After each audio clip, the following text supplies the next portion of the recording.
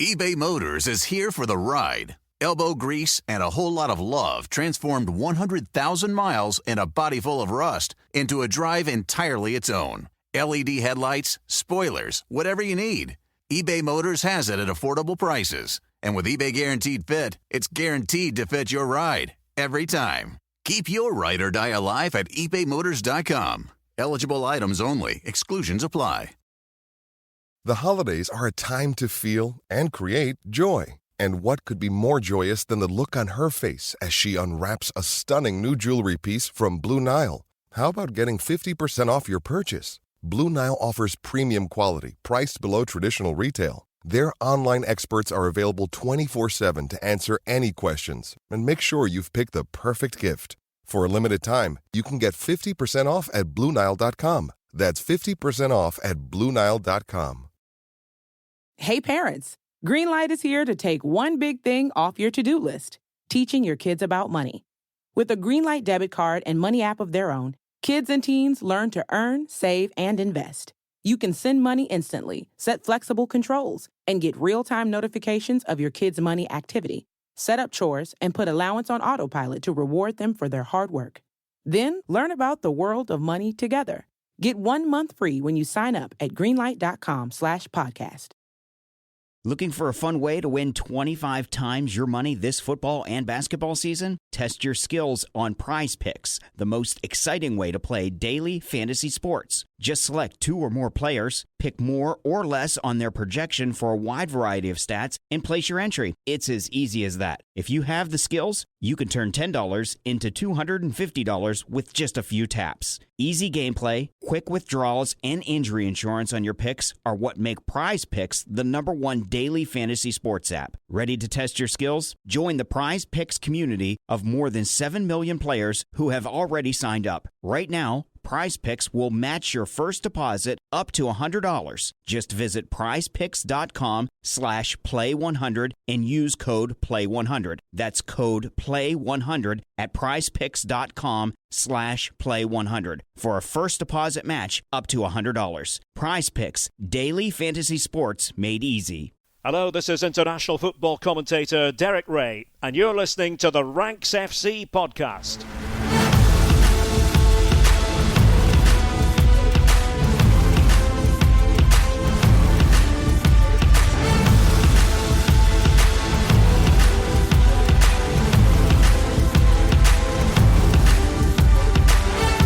Hello and welcome to Ranks FC and to the first in a new series of deep dives on this podcast about a specific club that we find interesting right now, for better or for worse. Every couple of weeks, we're going to be releasing an extra episode dialed in to what's going on at a specific club, for good, bad, or other reasons, and try and examine the machinations of what's making them tick.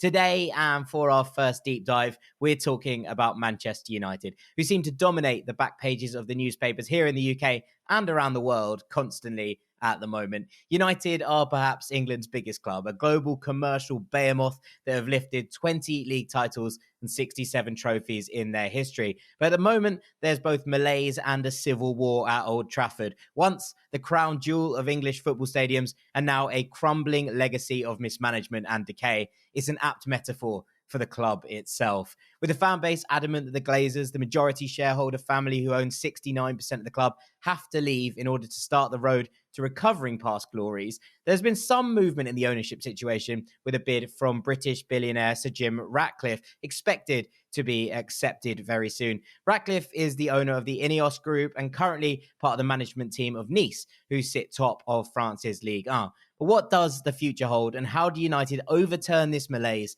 to try and make inroads into returning to the elite of English football? My name is Jack Collins and I'll be your host today, and joining me is our beloved Ranks FC transfer guru, Mr. Dean Jones. How you doing, mate? I'm very good, mate. Yeah, love the way that you set up the scene here for me to dive into this. I have to say, if I was a Man United fan right now, I think I'd be pretty optimistic about the fact that things are about to change. And even if you weren't fully behind the Ratcliffe bid and you wanted the Qataris to come in, look, it's going to be better than it was. I really do believe that. The conversations that I've been having this week with people inside football definitely send a message to myself that I should probably expect Man United to start getting better from the new year. And I mean that on every front, to be honest with you, from off the field stuff to on the field stuff. It's all going to be reflected. When people talk about Jim Ratcliffe only getting a 25% stake in Man United, they seem to think that, well, it's not going to be enough. We've got to remember, like, Sir Jim Ratcliffe is going to be focusing on the football element, right? Surely that's the most important element of all. It's the thing that's been most broken since Sir Alex Ferguson left here. I don't know, mate. Have you been to Old Trafford recently? Yes, a lot of it's broken. Transfers, managers, the team, they've all been rubbish. Fix all that. You can rebuild the ground step by step, and you can plug out the holes in the roof. We wouldn't be talking about the holes in the roof if Man United were winning football matches. It's just we're talking about it because the place does feel like it's caving in. And I think over the course of this podcast, as we discuss what's going to be happening, we'll start to realise that, probably to the despair of people who don't like Man United, they might finally be looking towards brighter times. Okay, well, I have questions about it, so I think we'll get into it. But you've been speaking to various contacts in your extensive Football World Black Book about Manchester United. You're going to walk us through the future for the club at this crucial juncture in 5 steps or so. Yeah, basically, it's tough to get too deep into the details of it because there are so many different layers. But I think to start at number 5, look, this is where we're at. The CEO is changing. Richard Arnold is leaving Manchester United, and it's a huge signal of intent, really, for Manchester United and where they intend to move forwards here. People were wondering what the indicators would be for when Sir Jim Ratcliffe comes in to United, and where would he start in terms of changing the philosophy of the club. And he's gone right to the very top by setting this wheel in motion before Ineos have even landed at Old Trafford.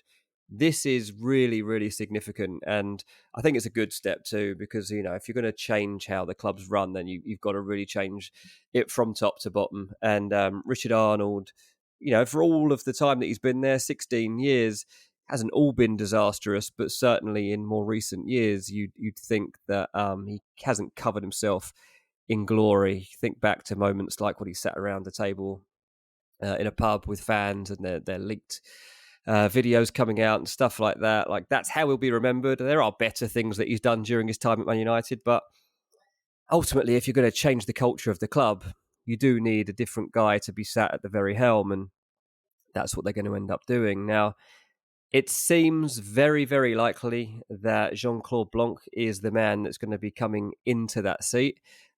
He's a guy already working within the Ineos structure. And when you talk about him being involved in football, he's been involved in some big jobs, not just now, but formerly with Juventus and Paris Saint-Germain.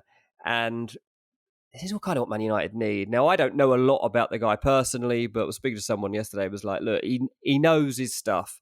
Like, he might not be the most well-known man in football for this job, but from the tasks he's had within football, he's gone about them very well.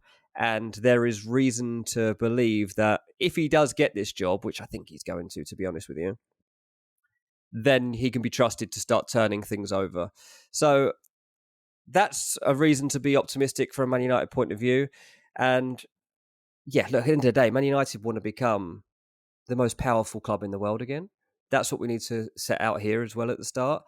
And so changing the CEO and finding one that you feel is in line with the way the club's going to be run in future is very important. So obviously, Sir Jim Ratcliffe coming in, putting in place probably very soon a guy that he knows very well and trusts seems to make sense. Yeah, I mean, there's been some discussion about this. It's probably worth also pointing out here that Sir Jim Ratcliffe is not making these decisions by himself. The other person heavily involved in this is Sir Dave Brailsford, who was obviously formerly part of the cycling team that dominated the world of cycling.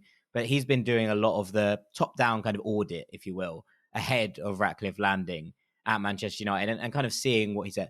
I'd imagine there are question marks. Now, I actually think that Jean-Claude Blanc feels like quite a nice fit here. He helped with Juventus returning from the Calciopoli scandal, which was the biggest scandal in maybe Italian football history, and helped to rebuild the club after they were left in a bit of a shambles after that entire affair became public and they were punished for it and relegated to Serie B, etc., etc. He also then at PSG was part of a massive redevelopment of the training facilities and ground, which helped to launch a lot of, these young players that we're seeing come through for PSG at the moment, but also just it is a talent stream over there, and it's helping to, sort the club out in terms of not just players that make it through to the first team, but also others that go elsewhere and go on to develop, but make the club profit as well. So from that kind of perspective, I think this is pretty sensible. Skeptics will point to this, and I would go above the CEO, Dean, just to kind of begin with. They'll point to this and say, okay, so Jim Ratcliffe and Ineos have had, very, very high success in the world of cycling. And currently Nice are top of Ligue 1, and they deserve credit for that. They've brought in Farioli, who's a brilliant young manager in the footsteps of De Zerbi and seems to be creating something pretty special. But you'd argue that at Lausanne, which were the first football club I believe he owned, and then at Nice, it hasn't been brilliant. They haven't taken over the world. They haven't shot up the table and delivered on the promises. Now, you can put those down as learning experiences, and we know that Sir Jim Ratcliffe is a fan of Manchester United and therefore will have that extra drive to try and turn this around. But you can understand there being a skepticism of someone not only just buying 25% and what that will entail when the Glazers still own the majority of the football club and therefore can veto decisions, but also that you're looking at someone who's not overwhelmingly had success in the football world just yet. Yeah, I would say, don't worry too much about this 25% thing. People keep coming back to that. Don't worry. Sir Jim Ratcliffe is on the scene and he's going to have put just as much time and effort into this as if he had 60%.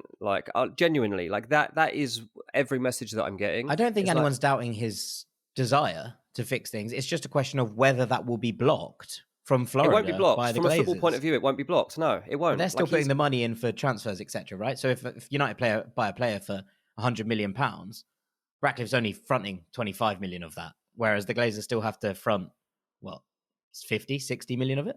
I mean, I wouldn't expect Man United to be buying a player for £100 million in the very near future. But look, I understand there's always going to be skepticism around any sort of culture change, any sort of takeover that you get at a football club. But United fans have been waiting a long time for some optimism and to get away from the full Glazer ownership. And this is a step in that direction. And Ratcliffe wouldn't have got involved in this if he thought it was limited at 25%. I believe that there's probably a reasoning for them to think that they can get a bigger foothold here further down the line. We'll have to wait to see. But look, yeah, they might not have been the most successful story in the world so far, but Nice are top of Liga right now. They are playing really good football. They've changed the way that league is set out, and they are ahead of PSG. So at the moment, Nice are having a better season than Man United. So that tells you a lot. And I think, as you say, Ratcliffe's a United fan. He understands what needs to happen, and that in itself is a massive advantage. I want to point out, I'm not in with Ratcliffe, by the way. I'm not this. This is not a message from their camps. Send out some positive vibes. I am completely neutral on this. I'm just trying to dig into it and find out. I kind of do want it to be optimistic because I'm fed up of all the doom and gloom around Man United. But I do believe that this whole story is to make Man United great again and to kind of ultimately determine that Man United will get back to being the driving force in European football that they once were. This is not a small project that they are taking on, and it's going to be really interesting to see how quickly it can all come together. But yeah, obviously the dust's settling at the moment on this Richard Arnold announcement, but mate, there's so much intent around this 25% stake and changing the way the club is run that I think it does run deeper than them just taking a quarter of the club.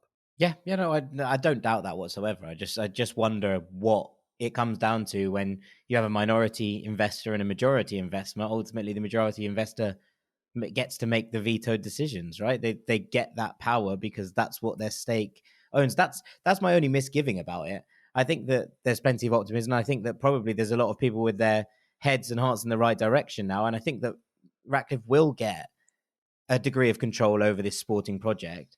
I'm just wary that without full control or without a majority stake, it's very difficult to always get the things you want done. Think about it like this. Man United are not fulfilling their full value in a business market right now.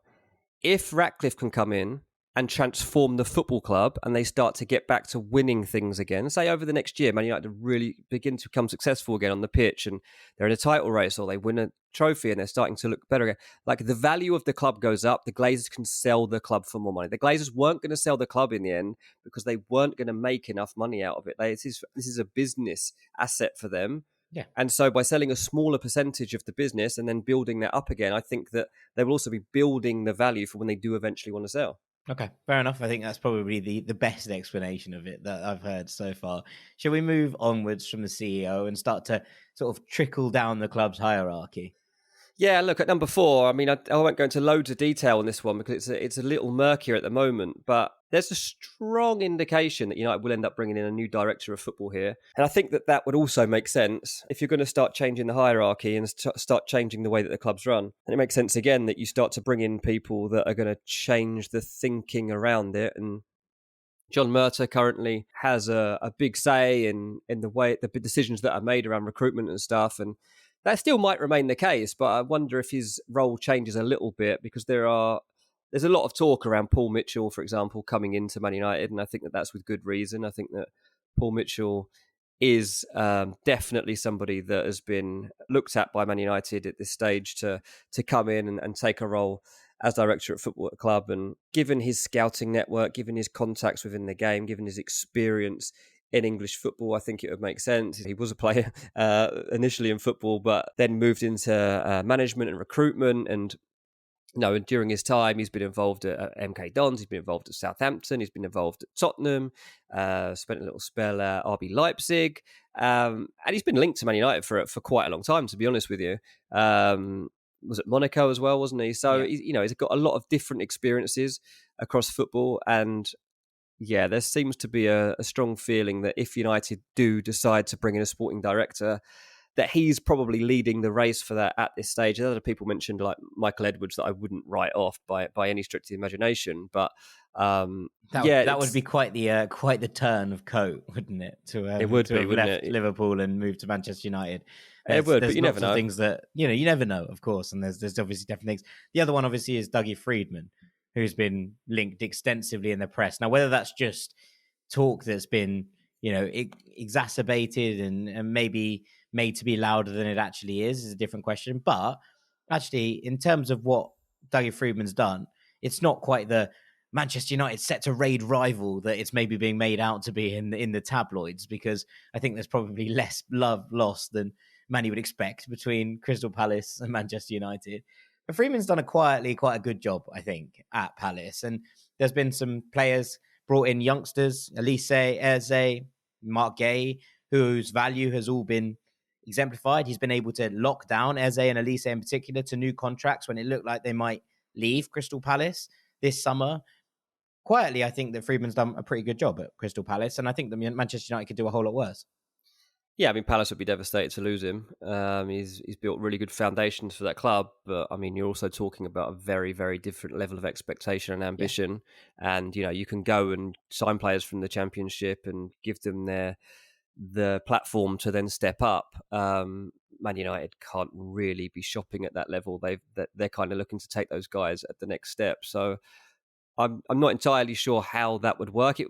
It would seem a little bit risky to me, but, Dougie Freedman has been in the game his entire life. He's got a great network himself, and people I know that know Dougie Freedman talk about him very highly. So I'm, again, not going to criticise the guy himself at all. It just feels a little risky to me to be taking somebody that is shopping at a kind of different level at the moment, and there's probably a different level of experience to perhaps somebody like Paul Mitchell might. But it's all about finding the right levels, for where Jim Ratcliffe wants to aim and how quickly as well. That's all part of this. What is United's ambition over the next 18 months, over the next 3 years, 5 years, 10 years? Like, how long is this project? We don't know yet. We don't know exactly what the scope is to turn things around. What we do know is that for the last decade it hasn't been good enough, and that the part of the reasoning for that is that the hierarchy hasn't been right. Yeah, absolutely. It's a very difficult position to obviously take on. There is a lot of expectation. There's got to be a lot of work with the current manager. And that's also a relationship that needs to be considered. Now, I've seen United fans clamoring at points on social media for Edwin van der Sar. Obviously, not very well at the moment. So I think that any move would probably have to continue or take that into account.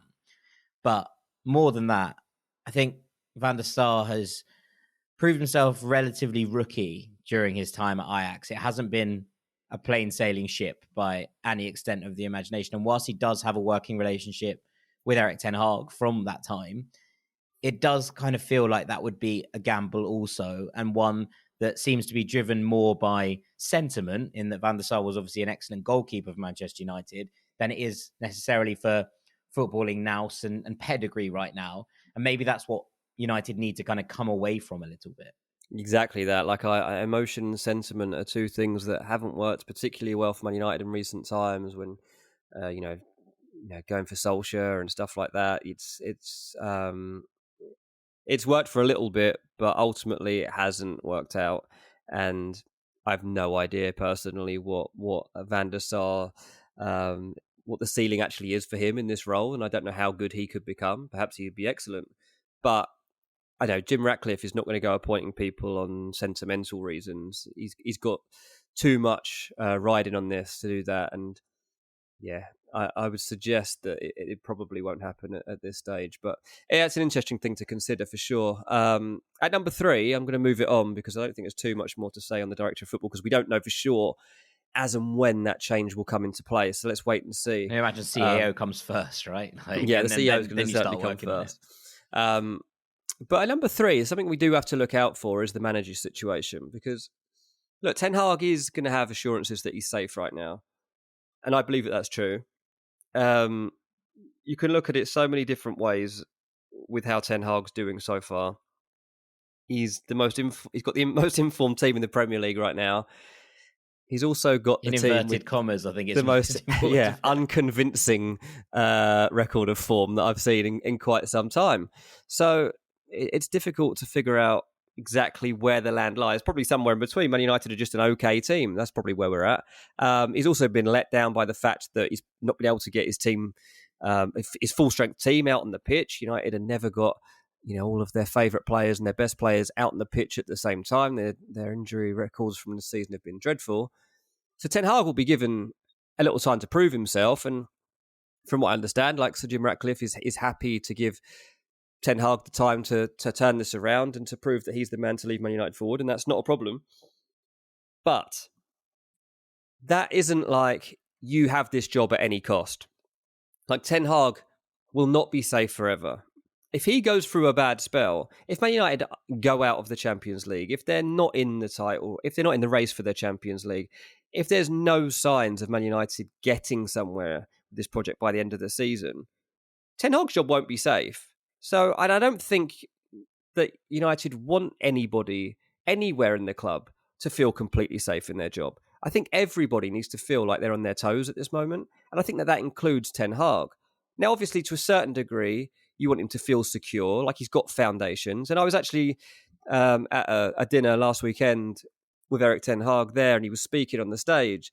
And he did speak very calmly and did say that he feels completely comfortable at Man United, that he was very assured in the fact that his project would end in United winning things, that they would get back to where they needed to be. He spoke very well about that. But we've had a lot of people speak a good game and can't follow through with the actions that are needed. And that's what's ultimately going to be telling as we get to 2024, because Ten Hag needs a lot of things to go right. He needs his best players to be fit again. He needs to be backed in the transfer market in the right way. He needs luck to be on his side, and he needs his team ultimately to be performing better and showing a philosophy of play that we haven't seen so far. We thought we were seeing it last season, and United, won a trophy, got to another cup final. But this season, I couldn't really tell you exactly what Man United's objectives are when it comes to like how they score a goal. So that's going to have to change, and I think that Sir Jim Ratcliffe will with the rest of the club that study these things, analyze those facets of Ten Hag's management and see how things go. But ultimately, he's okay for now, but he does need to pick up results because he's not safe forever.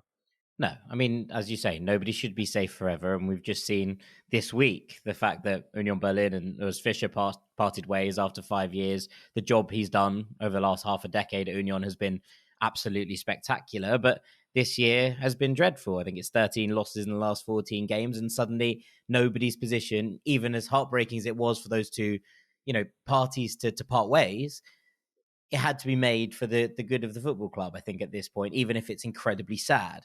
And so, therefore, you look at something like that where there's a real bond that I don't think Ten Hag has in the same kind of way. I don't think any manager, apart from maybe a Diego Simeone or a Jurgen Klopp, has with their fan base, can all come crashing down if the results fail to match up to expectations. And the expectations at Manchester United remain high. Now, maybe that's something that needs to change, or at least needs to be tempered in order to allow the club to rebuild in a sustainable fashion, rather than trying to force quick fixes through that immediately make United, tenable in the short term and continue to perpetuate the problems in the long term. But generally, I think that whilst they should probably stick with Ten Hag and let him see how it does with recruitment or with a better recruitment strategy in place, and we're going to talk about that in part two, because both Ratcliffe and David Brailsford have been pretty scathing about United's recruitment processes in recent times in the media. You have to go back a couple of years, but there was, a major story from Ratcliffe in the newspapers here in the UK where he was like, United are throwing away money. They're basically spending silly money in the wrong kind of places. That's something he'll obviously look to address. But I do think that once that issue is out of the way and once he does have that control, he's allowed to see then what a manager does with that full support that he expects to be giving him. Yeah, I think that's absolutely right. And I think that's a perfect way to kind of segue us into the second half of this show, where we will discuss the ins and outs that are going to have to happen at Man United. Okay, well, we'll be talking the playing side of things after the break. Don't go anywhere.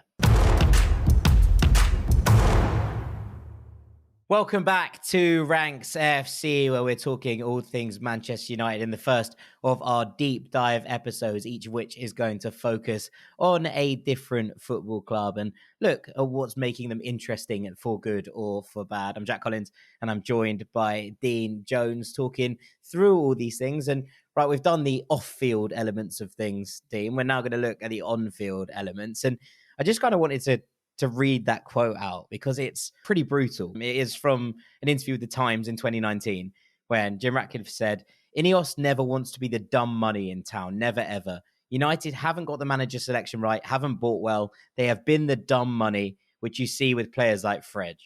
That's potentially quite harsh on Fred, who was just completely misused in his role. They could actually do with him now. Yeah, they really could do with him.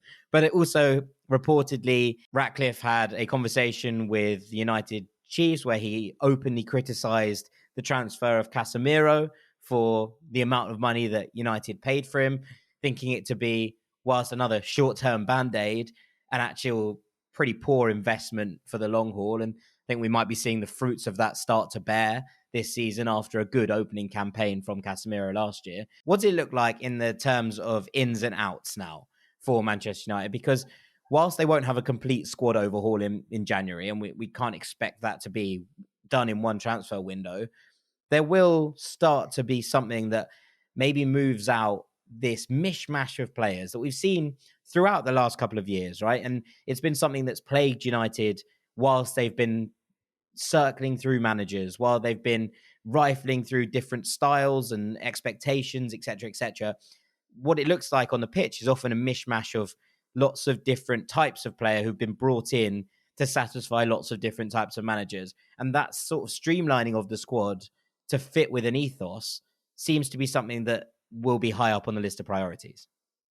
Yeah, you're right. That is definitely the case. And I'm going to speak about the ins when I get to number one. I'm going to start with the two, and that's the outs.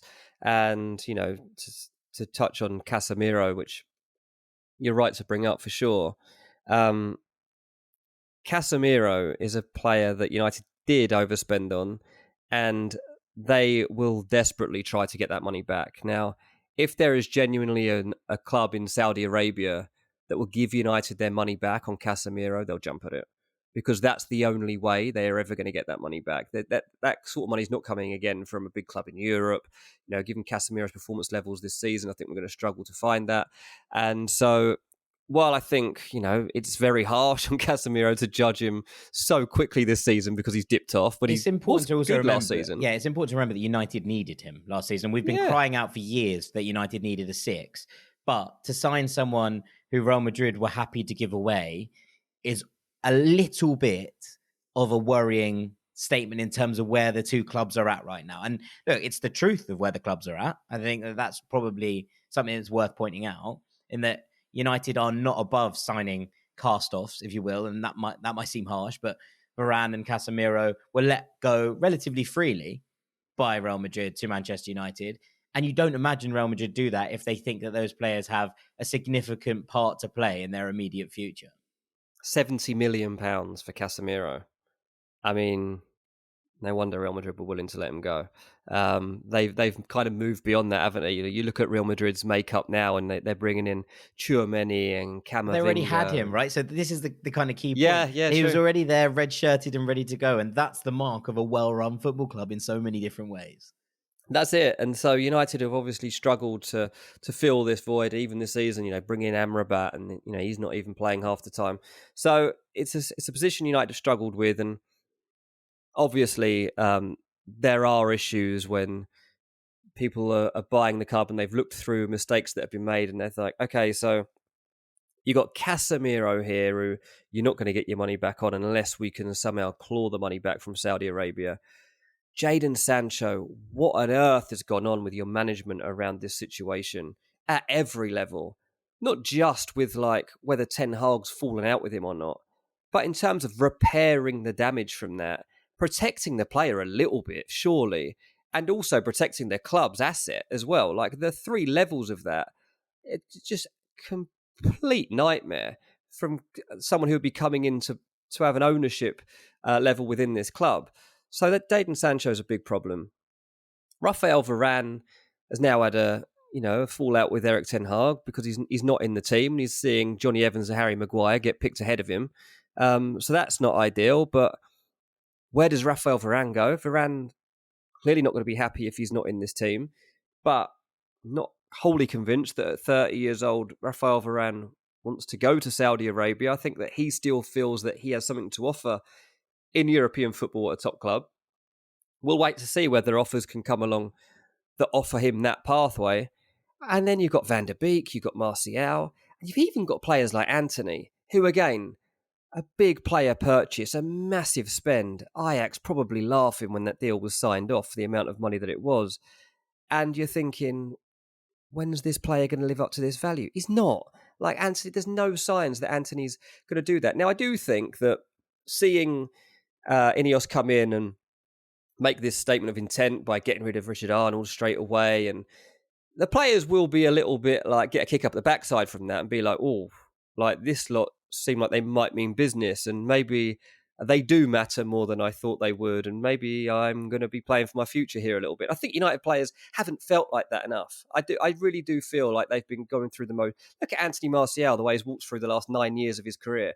I'm sorry, but £50 million striker and the amount of goals he's returned. I know he's had a lot of injuries and he doesn't want to be injured. So I am cautious to criticise him too much, but when he's on the pitch now, he just doesn't look like he's going to score a goal. And these are the things that United have to address in January and then in the summer.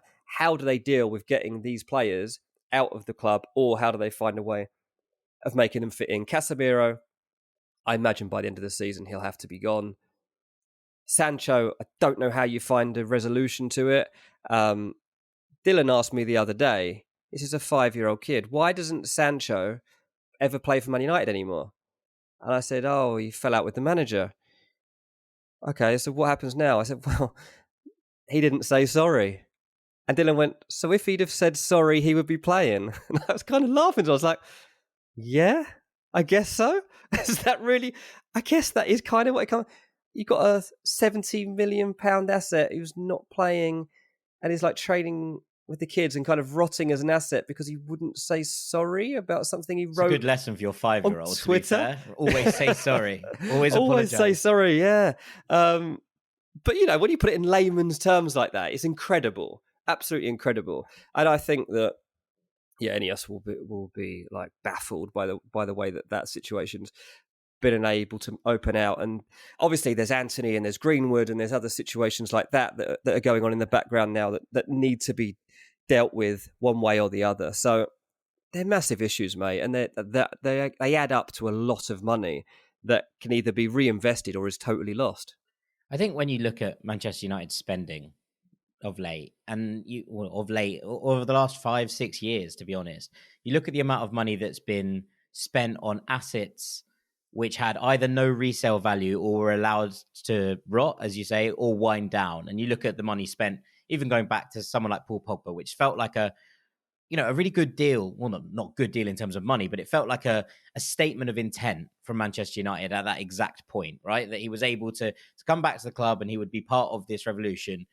And then it didn't work on the pitch for various different reasons. There were moments of class that we've seen throughout Pogba's career, but he was allowed to wind his contract down and leave for nothing to go back to Juventus, who have managed to sign him for free twice now. And I think when you look at that kind of element of it, and look, Paul Pogba's career at Juventus, second time, didn't go to plan.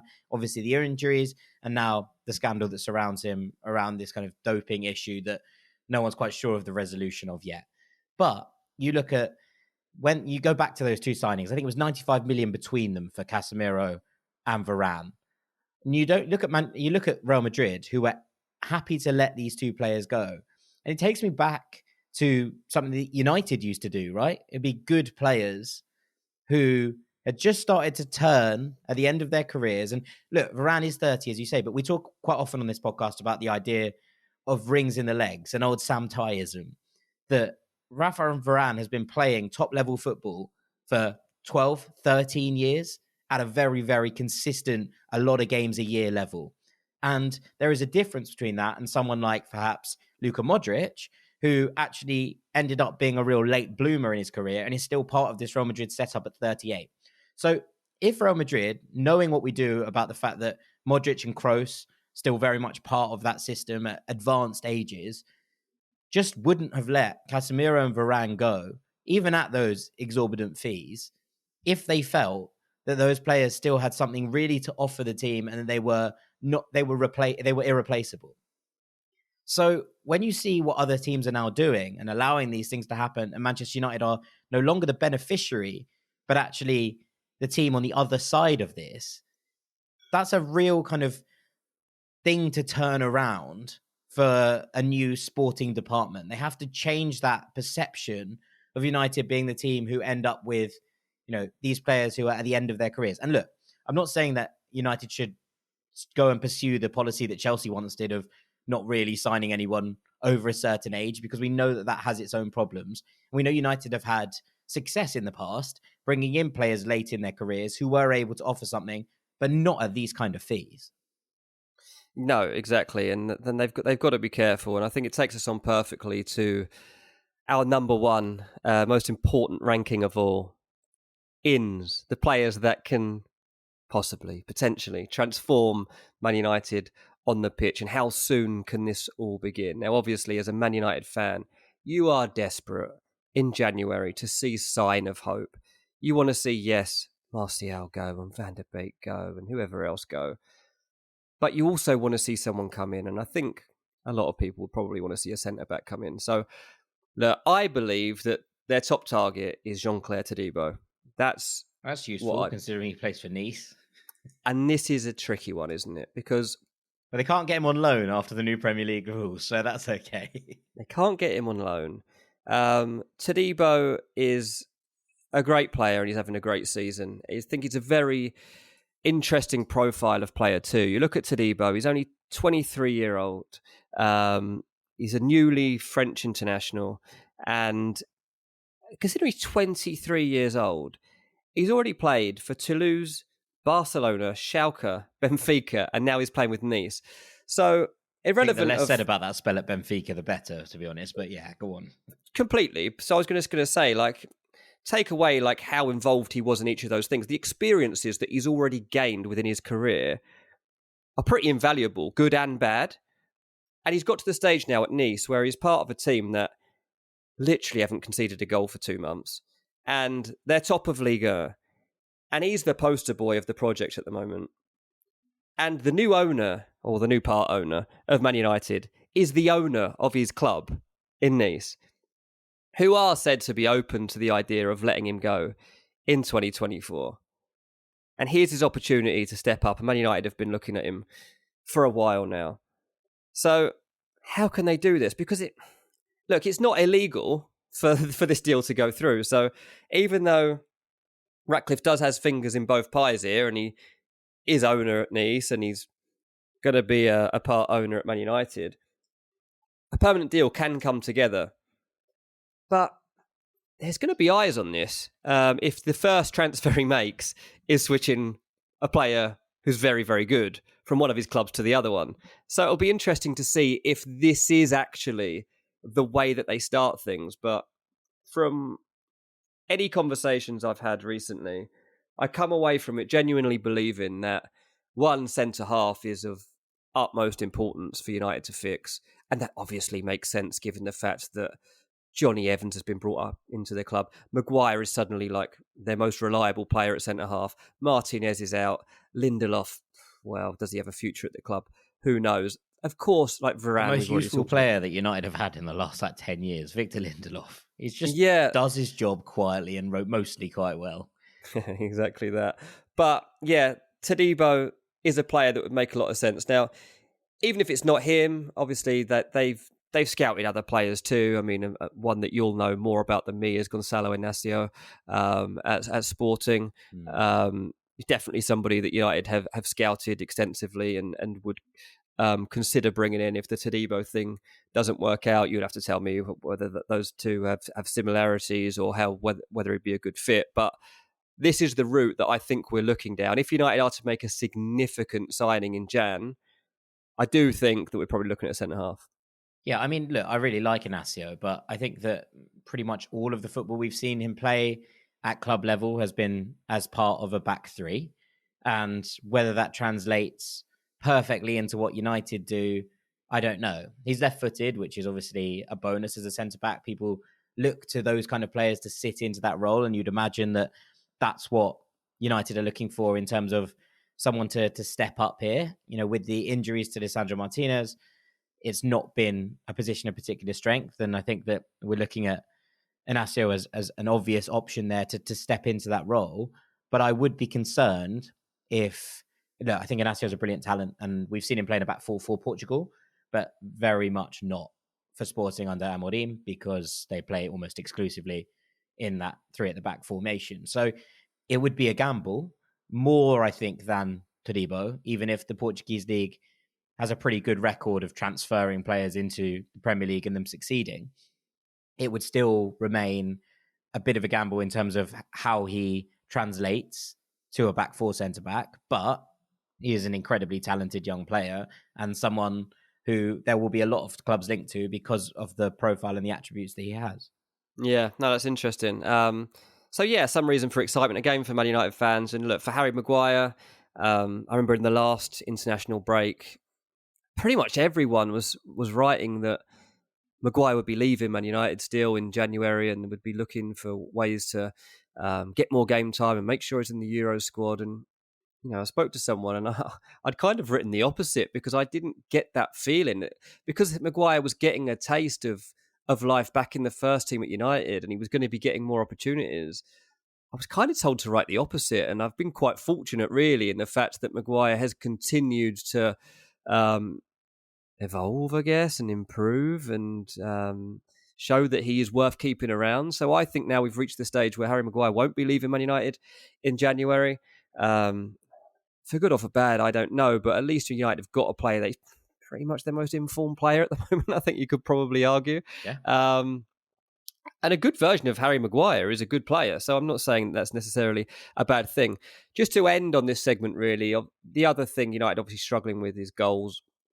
And away from them signing a centre-back, there's a possibility of midfielder, but a forward of some sort is going to be pretty important. Now, what sort of forward will it be? I'm not sure yet, and I'm not entirely sure Man United know that either. Somebody I was speaking to yesterday said that any targets that you talk about at the moment might not be strictly the same by the time we get to January.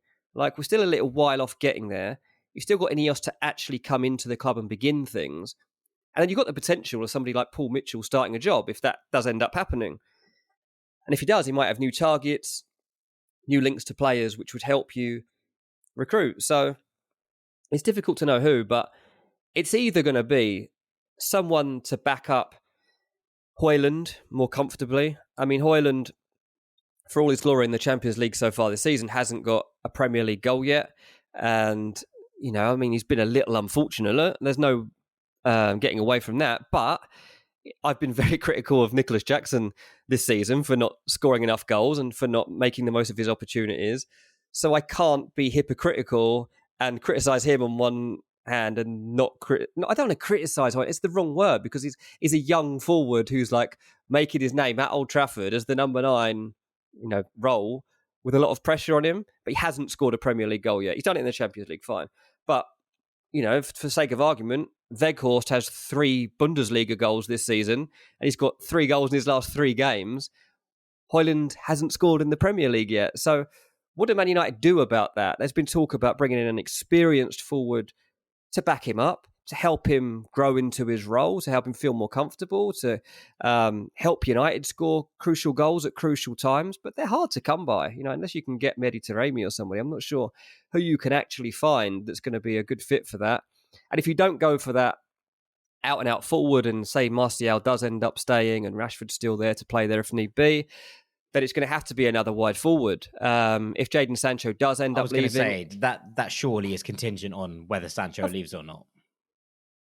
Yeah, I mean, heavily. But, I mean, Jadon Sancho's not in the setup right now anyway, so you'd still consider you're going to have to do it. But ultimately, because Antony's not producing either, that gives them even more of a problem. You've got Jadon Sancho, Greenwood, and Antony technically on your books as Man United players who should...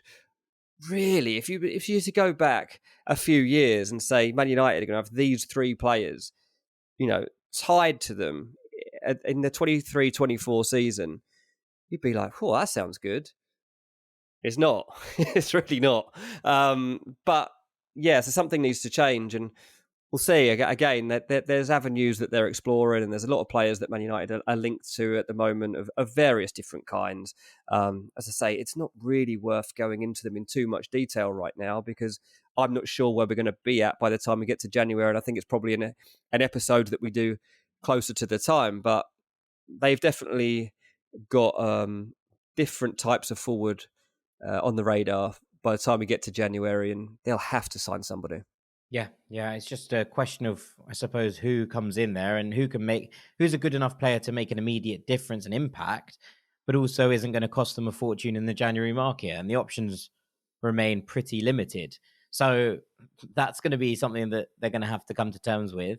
And look, to kind of tie it back to what we started with was, Ratcliffe saying Ineos don't want to be the dumb money in the market. Well, United have had to be in some ways. That doesn't excuse a lot of these transfer decisions or the fact that they went through with them. But people know that there is money and prestige at Manchester United. And so smaller clubs basically will sit and go, well, you can pay us what we need for this because you're Manchester United and we're not. And that's a quite difficult negotiation position to be in, especially when clubs can see that the need is so great at United in that they have to go and actually buy these players that make a difference. And you look at someone, just as to pluck someone out of the air, Nico Gonzalez at Fiorentina, who's started the season on fire again, someone that Brentford were very interested in the summer, looked to make a club record bid for, to try and bring him in, and Fiorentina held firm because he was so important to Fiorentina. Now, maybe that's different from Nico Gonzalez's perspective, if that club is Manchester United rather than Brentford in terms of prestige and playing in the top competitions and what that means. But why would Fiorentina sell at any sort of cut price rate to Manchester United, especially given that they went in and signed Amrabat on this season-long loan at the start of the year, which actually looks like quite a good deal. So trying to strike that balance, especially in forward positions where you pay a premium for players that are in form and can make a difference straight away to clubs is a very, very difficult ask. Yeah, absolutely that. But, mate, that's quite a to-do list, isn't it? That's quite a to-do list for old 25% Ineos to start getting to work on. I mean, I hope they're on a good day rate. And I hope that the lads are all ready for the task at hand here. But, I think this is a topic worth addressing. A new Manchester United, the dawn of, potentially. It won't all change tomorrow. It won't all change in the new year. But there is some light at the end of the tunnel, a tunnel which eventually might see the Glazers walk away into the sunset. So for Man United fans, it all starts here, maybe. Baby steps are good steps at this stage and with what we already know. But with that, I think it's probably time for us to close this first deep dive on Manchester United and what the future looks like under the Sir Jim Ratcliffe era, with Ineos coming in to buy that 25% stake in the club. For now, all that's left for me to do is say thank you so much to all of you for listening today. Thank you very, very much to our transfer guru, Mr. Dean Jones. It's been an enlightening 40 minutes or so. Cheers, mate. Yeah, I really enjoyed it. I did too. I've been Jack Collins. This has been Ranks FC. Thank you so much for listening to this deep dive on Manchester United. For more content from us, there's another episode that came out earlier this week where we spoke with our head coach, Harry Brooks, about the most important players in the Premier League teams that are leading the way so far, and a couple of other discussions as well. So that's the last episode on this feed behind this one. Make sure you go and check it out. And we'll be back next week to talk all things international break and some of the early contenders for the Euros and the Copa America next summer. Thank you for listening. Take it easy. Peace. Hey parents, Greenlight is here to take one big thing off your to-do list, teaching your kids about money. With a Greenlight debit card and money app of their own, kids and teens learn to earn, save, and invest. You can send money instantly, set flexible controls, and get real-time notifications of your kids' money activity. Set up chores and put allowance on autopilot to reward them for their hard work. Then learn about the world of money together. Get 1 month free when you sign up at greenlight.com/podcast.